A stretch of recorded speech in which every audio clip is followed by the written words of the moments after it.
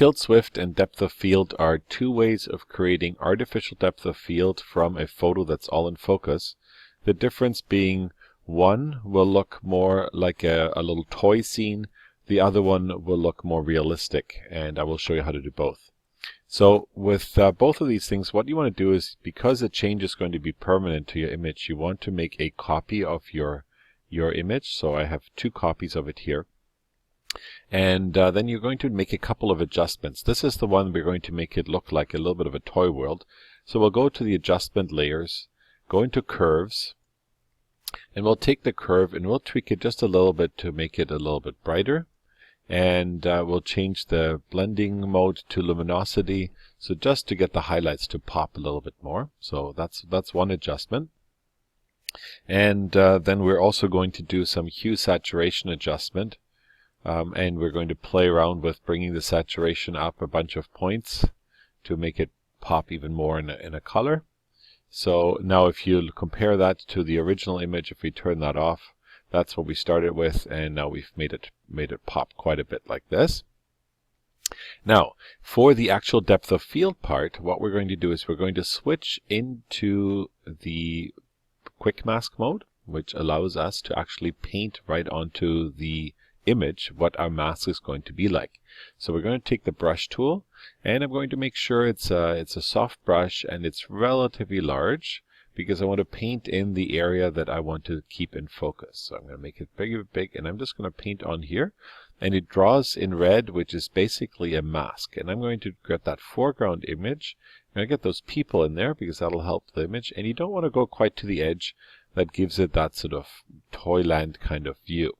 So now when we go back out of this mask tool, oops, cancel, click on here.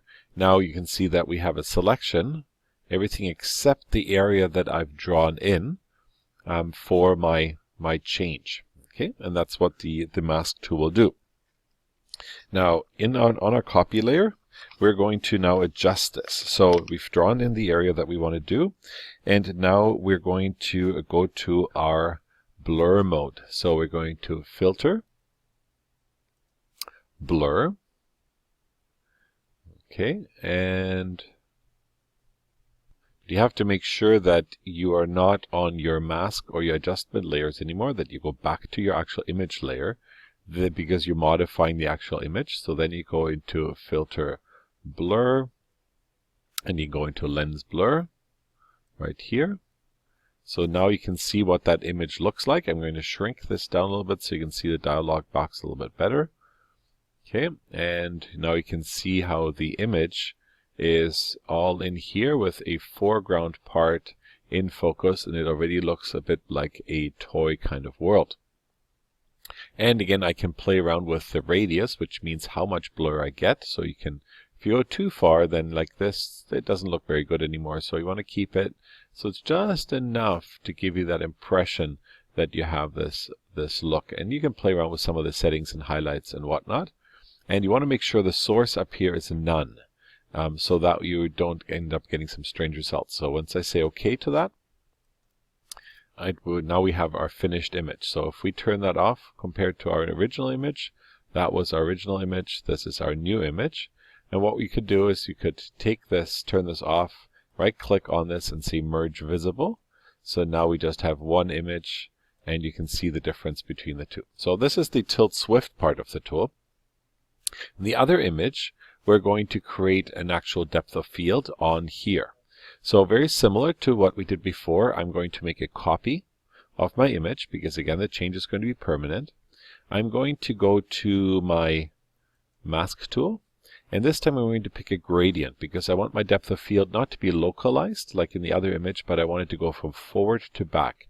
So I'm going to draw, and I'm going to pull my gradient tool back to here. So now I have this gradient dark red here, getting lighter and lighter over here for my selection. Now if you look to your path, your channels over here, you can see it's created a quick mask, and you can see that there is that gradient shows up in here.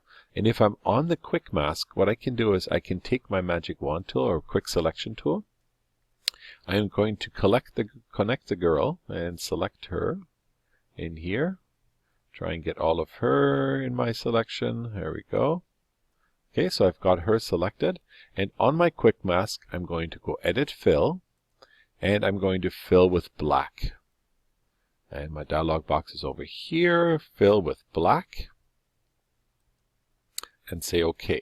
So now it's filled in the girl all in the same dark shade of red as in here, because it's actually the black from the mask. Now if I go Select, Deselect, and now I can see my quick mask. If I turn off my quick mask, you can see that there's this strange selection for everything, but I don't really want that. I'm going to turn off. I'm going to make sure that quick mask stays on because I need this layer here, but I'm going to make sure it's not selected anymore. I'm going to go up to my RGB, so all of my layers are selected. Then I can go into it's the same tool I used before. I can go into Filter, Blur, Lens Blur, select that, so I get the same image, but now the difference is my source, I'm going to choose the quick mask in my source. So now what it's done, it's taken that source and it's going to no blur here all the way to more blur back here.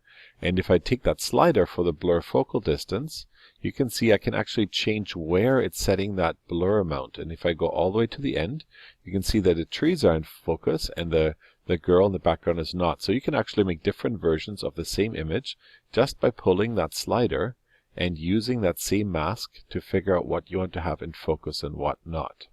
Right, so I'm going to make sure that she's in focus in the foreground, that I've got that, and again I can play around with the radius, how much blur I want. So I'm actually going to take that down so it's not too much, and blade curvature will change and the rotation will change how the blur looks, so you can play with that a little bit. I'm going to play with the brightness of the highlights a little bit, bring my threshold down a little bit, but that's too much so I don't lose the sky, and I'm going to introduce a little bit of noise into my blur. Give it a sort of an old world kind of film kind of look. So if I'm good with that, I'm say OK. And now I can turn off my quick mask. And now if you look at your images, my layers, I will go Select, Deselect. I have one image with this blur and my noise that I introduced, and one image that was our starting image. So you can see the difference.